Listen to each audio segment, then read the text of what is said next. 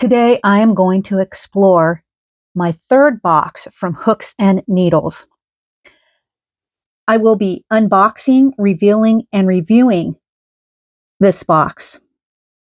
I will also be deciding if I will make the pattern given in this box or make a creation of my own using the yarn that came with this box.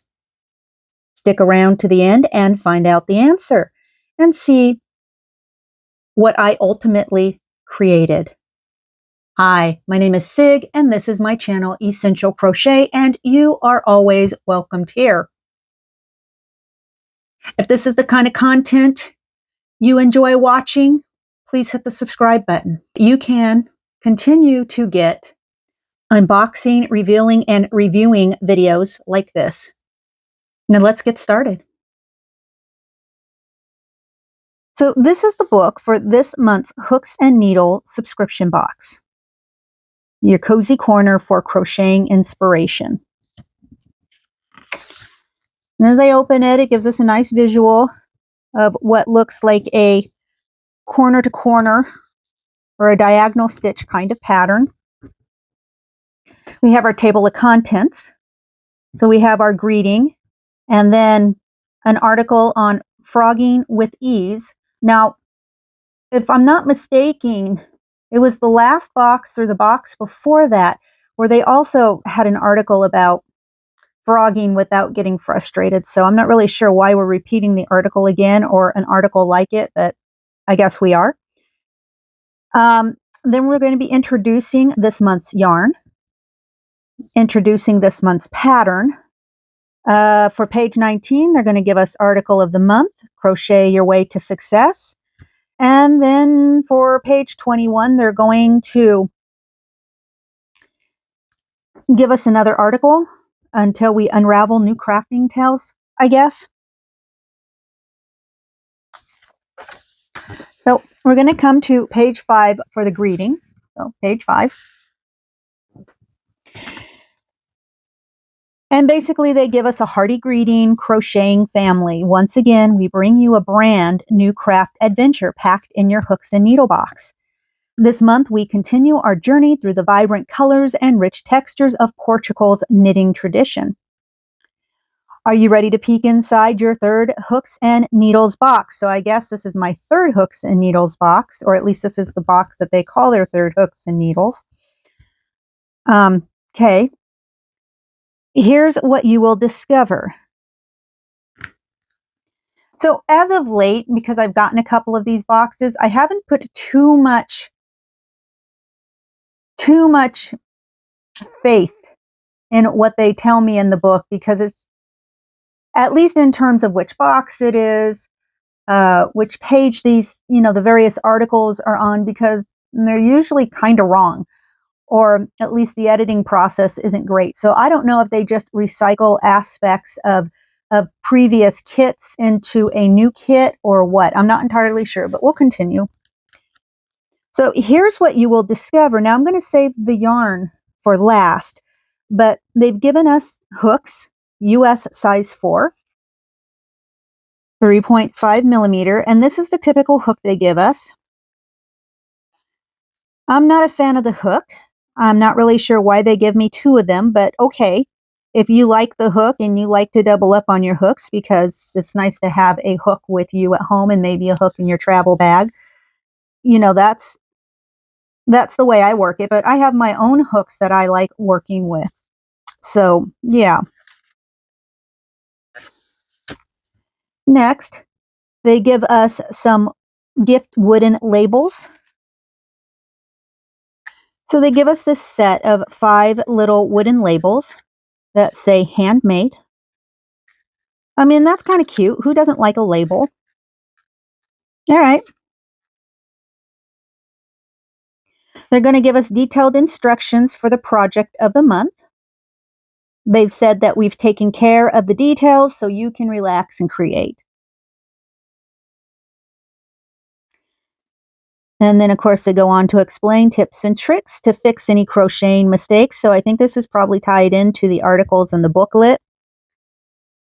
Also, they give us a button that they don't mention, but we have a little button, so clearly that's going to be something for the project. So let me set this stuff aside, and then we'll move on to talking about the yarn. So this month's yarn is called Neon Mosaic. They say discover the charm of your yarn of the month, a splendid 70% merino wool and 30% polyamide blend. So this is going to be very typical of a sock yarn. I personally love sock yarns. This is a fine 2-weight.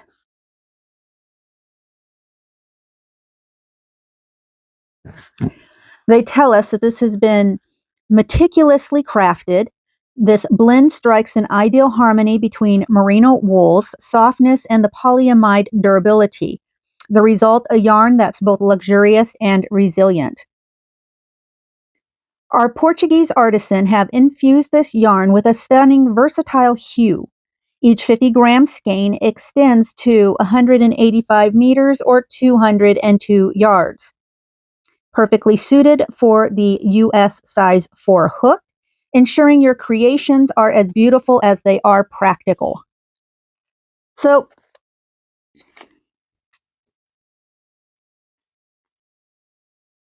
the yarn is nice. Like I said, I love a good sock yarn, and this is really a decent sock yarn. While the colors aren't exactly my style, they are fun. So this yarn can certainly be worked with, and there's a lot of different applications I think this yarn would go beautiful on. So they tell me that this can be washed, hand washed rather, in a low temperature, or rather a cool temperature, and it needs to be laid flat to dry. You can dry clean this. Do not wash in a regular washing machine, and do not dry in a regular dryer. Do not bleach, and you can iron it on a very low heat.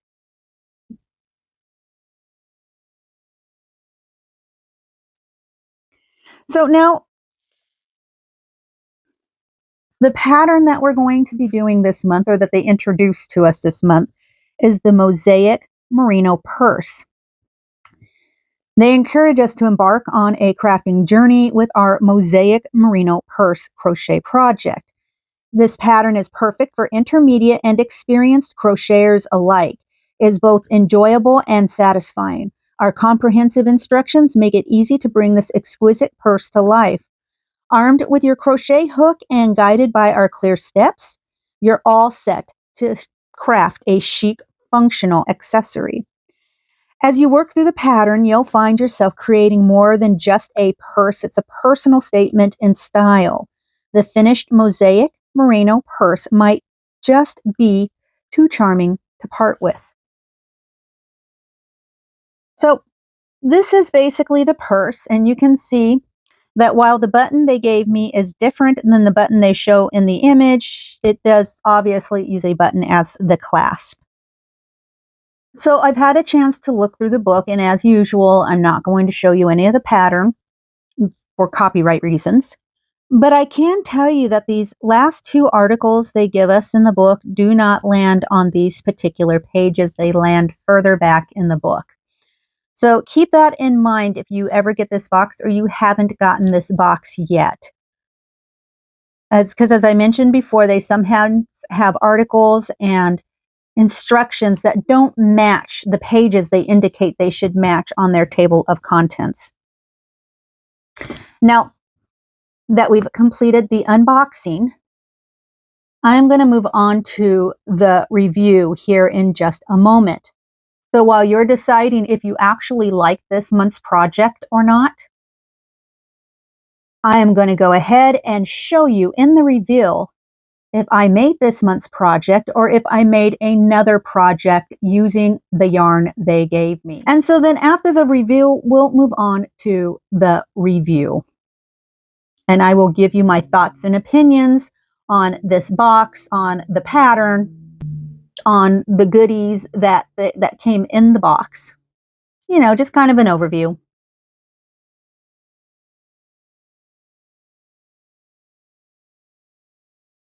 As you can see, I chose not to make the purse pattern presented in this kit. I chose not to do this for a couple of reasons. The first reason is that I personally feel sock yarn is not the best option for making a purse. And then second, the reason is that this pattern simply doesn't do it for me. It doesn't appeal to me, and I really don't think it does this sock yarn any service. It's not for me. It might be for you, and that's wonderful if it is, but for me it just wasn't working. With that said, I love sock yarn. This one was decent. So I saw the possibilities and created these fun retro slippers. Or rather, sock slippers or slipper socks or whatever you want to call them. I created them.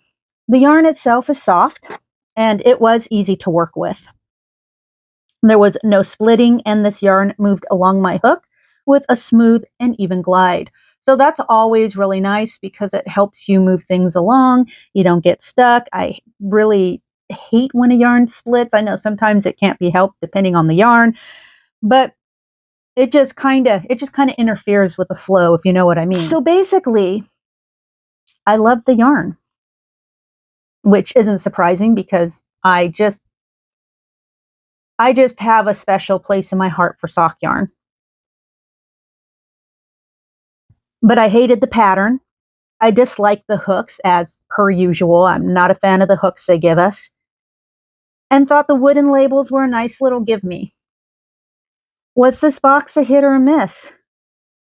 Personally, I think this box verged just left of a miss. What do you think? I know I'm always open to other perspectives, and I'm sure other people out there too are interested in what you have to say. So now it's time to get everything wrapped up with this particular unboxing, review, and reveal.